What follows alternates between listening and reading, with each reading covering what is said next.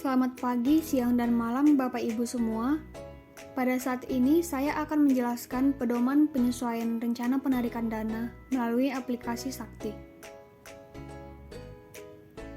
Tahap pertama adalah penentuan status history. Yang pertama, membuka aplikasi Sakti dan login dengan menggunakan user operator serta memilih tahun anggaran berjalan. Kemudian, memilih menu penganggaran, utility, dan memilih status history.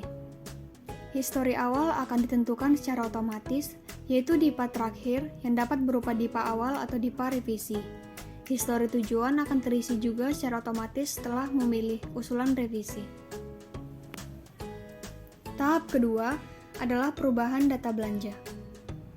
Operator memilih menu penganggaran, RUH, belanja redesign, kemudian memilih satker dan KRO yang ingin ditampilkan dan ingin direvisi. Selanjutnya, melakukan perubahan data belanja dengan memilih ikon edit dan mengubah data belanja sesuai yang dikehendaki.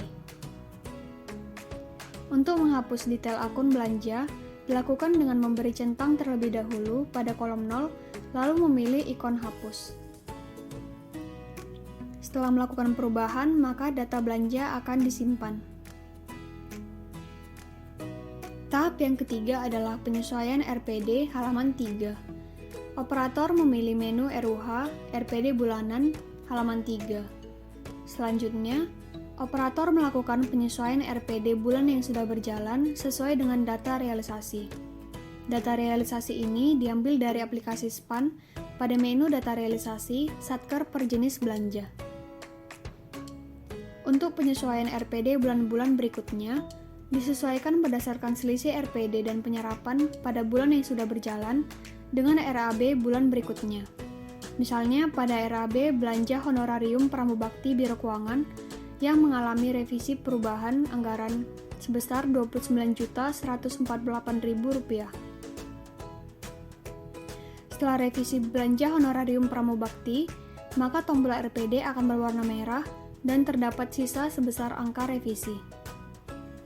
Agar tombol RPD berwarna biru dan valid, maka sisa tersebut harus didistribusikan ke bulan-bulan berikutnya sesuai dengan RAB yang sudah disusun mulai dari bulan Juli sampai Desember. Pendistribusian sisa anggaran dilakukan ke RPD bulan-bulan berikutnya sampai sisa anggaran menjadi 0. Setelah seluruh sisa telah didistribusikan, maka seluruh RPD akan berwarna biru dan dapat divalidasi. Tahap keempat yaitu validasi data belanja. Setelah melakukan penyesuaian RPD dan tombol sudah berwarna biru, maka validasi data belanja dapat dilakukan.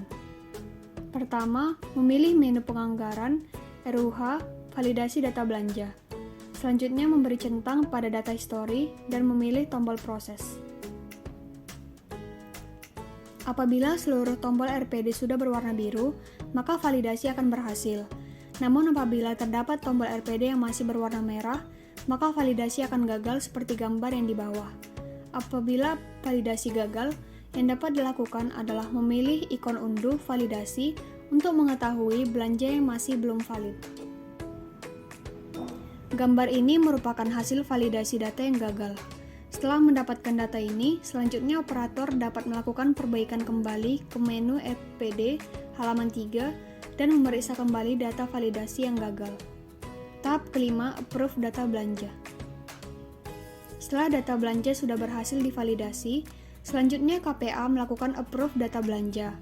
Pertama, login menggunakan user approver dan memilih tahun anggaran berjalan. Approver atau KPA melakukan pemeriksaan kembali hasil pekerjaan yang sudah dilakukan oleh operator sebelumnya pada menu RUH belanja. Jika data sudah sesuai, maka approver akan memberikan tanda centang pada kolom S, satker, pada menu monitoring, submit dan approve data, selanjutnya memilih tombol simpan. Tahap yang keenam yaitu cetak laporan. Operator dapat mencetak laporan melalui menu penganggaran, laporan, cetak. Jenis laporan yang dapat dicetak ada beragam.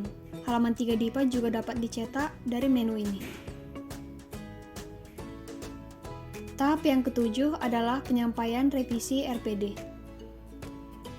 Terdapat beberapa dokumen yang diperlukan dalam penyampaian usulan RPD, antara lain surat usulan revisi, DIPA awal, konsep DIPA petikan, dan matriks sebelum dan sesudah apabila diikuti dengan revisi lainnya. Langkah penyampaian revisi ini menggunakan user operator dengan memilih menu penganggaran, revisi DIPA, pengajuan revisi. Kemudian mengisi seluruh informasi yang diminta seperti nomor surat, nama, dan jabatan pejabat yang melakukan revisi serta KPA. Selanjutnya memilih jenis revisi dengan kode 315 yaitu pencantuman atau perubahan RPD atau perkiraan penerimaan dalam halaman 3 DIPA. Selanjutnya, mengunggah surat usulan revisi dan dokumen pendukung yang disebutkan sebelumnya. Dalam beberapa kondisi, diperlukan dokumen pendukung lainnya yang akan diunggah pada bagian dokumen pendukung lainnya. Setelah mengunggah dokumen pendukung lainnya, kemudian memilih ADK dan lanjut. Operator dapat melakukan monitoring revisi melalui menu penganggaran, revisi DIPA, monitoring revisi. Sekian pedoman tata cara penyesuaian RPD. Terima kasih.